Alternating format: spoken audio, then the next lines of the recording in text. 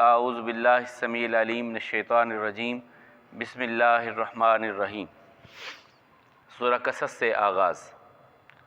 طاسین میم تلک آیات الکتاب المبین نتلو علیک من نبأ موسیٰ وفرعون بالحق لقوم یؤمنون ان فرعون علا فی الارض وجعل اہلہا شیعا یستضعف طائفۃ منہم یذبح ابناءہم ویستحیی نساءہم انہ کان من المفسدین۔ صدقت یا رب العالمین۔ طاسین میم اللہ عالم بمرادہ۔ تلک یہ آیات ہیں الکتاب کتاب کی المبین جو بڑی واضح ہے۔ نتلو پڑھتے ہیں ہم علیکہ آپ پر، من سے نبائی خبر، موسیٰ علیہ السلام، و فرعون اور فرعون، بالحق سچائی کے ساتھ، لقومن ایسی قوم کے لیے یؤمنون جو ایمان لانے والی ہے۔ ان یقیناً فرعون نے علا بڑا بنا، فی الارض زمین میں، وجعل اور بنایا، اہلہا اس کے رہنے والوں کو، شیعاً گروہوں میں، یستضعف کمزور کرتا تھا، طائفتاً ایک گروہ کو، منہم ان میں سے، یذبح ذبح کرتا تھا، ابناءہم ان کے بیٹوں کو، ویستحیی اور زندہ رکھتا تھا، نساءہم ان کی عورتوں کو، انہ یقیناً وہ، کانا تھا، من المفسدین فساد کرنے والوں میں سے۔ سورہ قصص ہے۔ اس سے پہلے تقریباً ہم 10 مواقع پر سیدنا موسیٰ علیہ السلام کا تذکرہ پیچھے پڑھائے ہیں، اور یہ بھی انہی مقامات میں سے ایک مقام ہے۔ تو اس کا آغاز اور سورہ شعراء کا آغاز مشترکہ لفظ سے ہوتا ہے، طاسین میم، یہ 2 جگہ پر آیا ہے۔ بعض نے اس کی تعویل کی ہے کہ اکثر صورتیں جن میں موسیٰ علیہ السلام کا تذکرہ ہے، اس کے شروع میں جہاں حروف مقطعات آتے ہیں وہ طا سے آتے ہیں۔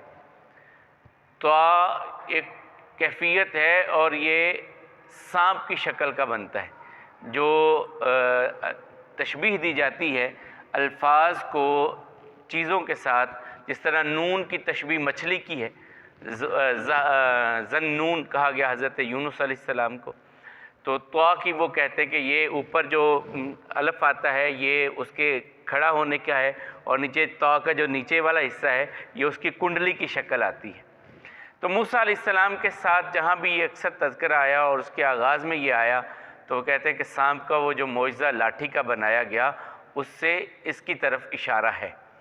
بعض نے اس سے لیا ہے کہ طا سے مراد طور سینہ، طا سین سے مراد طور سینہ ہے، اور میم سے مراد موسیٰ ہیں، یعنی طا سین سے مراد طور سینہ اور میم سے مراد موسیٰ علیہ السلام ہے۔ بہرحال یہ اقوال ہیں، یہ اس میں آپ کوئی بھی بات کہہ سکتے ہیں، یہ وہ یقینی بات نہیں ہو سکتی، یہ علماء کی اپنے تخمینے، اپنے اندازے ہیں۔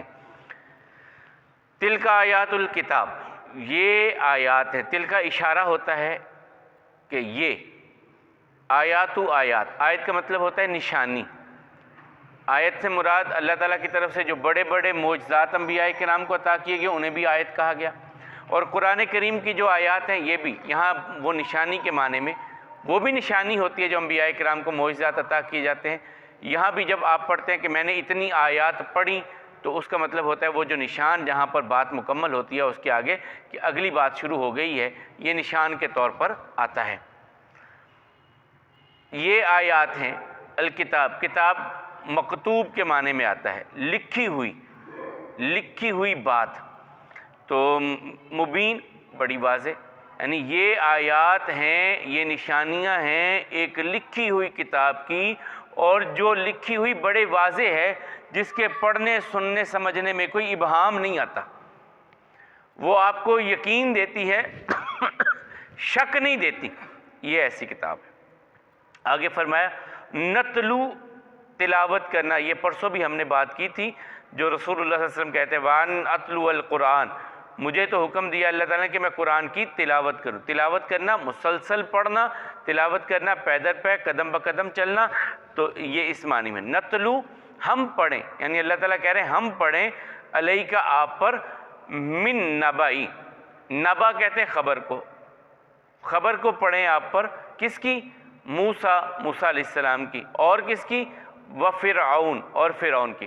ہمارے ہاں اور اردو میں آتا ہے نا یہ بات اور یہ بات، اور آتا ہے، عربی میں اور نہیں آتا، عربی میں واو آ جاتا ہے، موسیٰ اور فرعون کی واو صرف آ جائے گا۔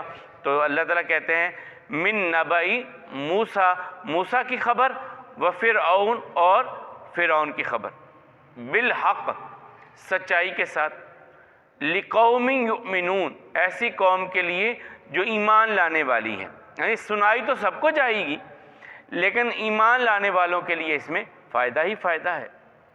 ان فرعون، یقیناً جو فرعون تھا، علا، علو، بلندی، اپنے آپ کو بڑا سمجھنا، علا فی الارض، یا سرکشی کے معنی میں بھی آ جاتا ہے، سرکشی کی، بڑا سمجھا اپنے آپ کو اس نے، فی الارض، زمین میں، زمین سے مراد یہ خاص مصر ہی آئے گا، بعض نے اس کے بارے میں تعویلیں کی ہیں لیکن کوئی ضرورت نہیں، ارض مصر اس سے مراد ہے۔ وجعل اہلہا، اور بنایا اس کے رہنے والوں کو، شیعاً، گروہ بنا دیے ان کے، شیعہ کا مطلب ہوتا ہے گروہ۔ یہ اللہ تعالیٰ نے اس میں بعض اوقات بڑے بڑے لوگ کہہ دیتے کہ دیکھیں جی ہم شیعہ ہیں، تو ابراہیم بھی تو شیعہ تھے، اللہ تعالیٰ نے ابراہیم علیہ السلام کے لیے بھی شیعہ کا لفظ استعمال کیا، اور اللہ تعالیٰ نے اور لوگوں کے لیے بھی کیا جو فرقے بناتے ہیں۔ تو اللہ تعالیٰ کہتے ہیں پیارے نبی آپ کہہ دیجئے جو لوگ فرقے بناتے ہیں میرا ان کے ساتھ کوئی تعلق نہیں ہے۔ وہاں بھی شیعہ کا لفظ استعمال ہوا، شیعہ ہمارے ہاں اصل میں یہ لفظ آیا تھا جب حضرت عثمان رضی اللہ عنہ کی شہادت ہو گئی، ان کی شہادت کے بعد مسلمانوں میں دو گروہ بن گئے، اور یہ مذہبی نہیں تھے، اس وقت کوئی مذہبی طور پر گروپ نہیں تھے، یہ سیاسی ایک معاملہ تھا۔ حضرت عثمان رضی اللہ عنہ کے قصاص کے معاملے پر حضرت معاویہ اور حضرت علی رضی اللہ عنہ، اور حضرت علی اور حضرت عائشہ رضی اللہ عنہما، ان کے درمیان اختلاف بنا، اور بھی بہت سارے صحابہ کرام کا اختلاف تھا۔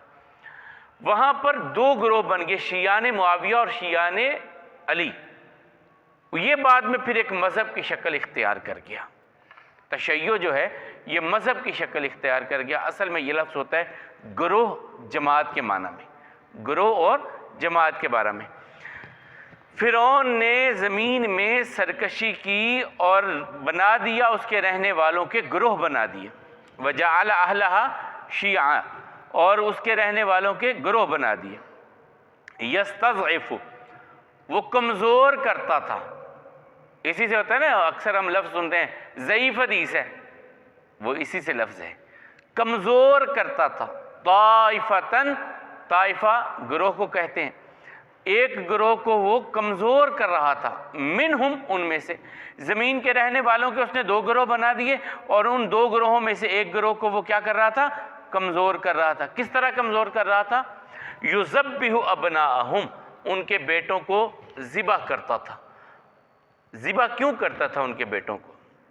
اس کی دو باتیں کہی جاتی ہیں۔ ایک تو بات ہمارے مفسرین نے بھی لکھی، اور وہ یہودیوں کی فقہ کی کتاب سے لی ہے، تلمود سے۔ اس سے انہوں نے لی کہ اس نے ایک خواب دیکھا کہ میری حکومت کو، بنی اسرائیل کا ایک کوئی بچہ پیدا ہوگا، میری حکومت کو وہ گرا دے گا، کمزور کر دے گا، میرے لیے نقصان کا باعث بنے گا۔ تو اس نے کہا ان کے بچے ذبح کر دو۔ یہ قرآن کریم میں بات نہیں ہے، یہ یہودیوں کی فقہ سے ہمارے ہاں مفسرین نے نقل کی ہے۔ دوسری ہے کہ وہ سمجھتا تھا کہ ان کی آبادی بڑی شدت سے بڑھ رہی ہے، بنی اسرائیل کی آبادی بڑھ رہی ہے، میں نے ان سے اقتدار چھینا ہے، اور کہیں یہ دوبارہ طاقت میں آ کر کے مجھ سے اقتدار چھین نہ لیں۔ اس وجہ سے وہ کہتا تھا ان کے بچوں کو، جس طرح یہ آپ کے قریب میں اندرا گاندھی نے کیا تھا، انڈیا میں مسلمانوں کی تعداد بہت بڑھ رہی تھی، اس نے کہا ان کی نسل کم کرنے کے لیے مردوں کی جو ہے وہ نسل بندی کا قانون بنا تھا، مردوں کی نسل بندی کا انڈیا میں یہ قانون آپ کے بنا تھا۔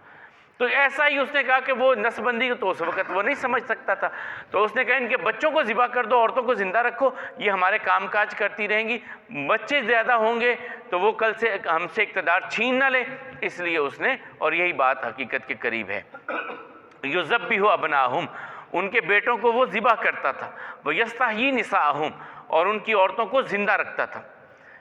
اس کے بارے میں پھر سورہ بقرہ میں ہم نے پڑھا، اللہ تعالیٰ کہتے ہیں اس میں بہت بڑی آزمائش تھی ان کے لیے، بنی اسرائیل کے لیے۔ انہو کان من المفسدین، اور وہ فرعون فساد کرنے والوں میں سے تھا، فرعون فساد کرنے والوں میں سے تھا۔ اور یہ موقع ہے جہاں پر اللہ تعالیٰ نے بنی اسرائیل حضرت موسیٰ علیہ السلام کے بچپن کے کچھ معاملات ڈسکس کیے ہیں، وہ کل پرسوں انشاءاللہ ہم سلسلہ پڑھتے چلے جائیں گے۔ یہ آیات ہیں ایک واضح کتاب کی، ہم آپ پر حق کے ساتھ خبر بیان کر رہے ہیں موسیٰ اور فرعون کی، یہ اس قوم کے لیے جو ایمان لانے والی ہے۔ فرعون نے سرکشی کی زمین میں، اور زمین کے رہنے والوں کو گروہ بنا دیا۔ یہ گروہ بنانا اور یہ حکمران کیوں کرتے ہیں، اب بھی کرتے ہیں، حکمرانوں کو یہ چیزیں بڑی پسند ہوتی ہیں کہ لوگ گروہوں میں تقسیم رہیں۔ چلیں یہ کل انشاءاللہ اس پر بات کریں گے۔ وہ کمزور کر رہا تھا ایک جماعت کو، ان میں سے ان کے بیٹوں کو ذبح کر رہا تھا، عورتوں کو زندہ رکھتا تھا، اور وہ فساد کرنے والوں میں سے تھا۔ اللہ کم الحاکمین ہم سب کو صحت اور ایمان والی زندگی دے، دعا انشاءاللہ ہم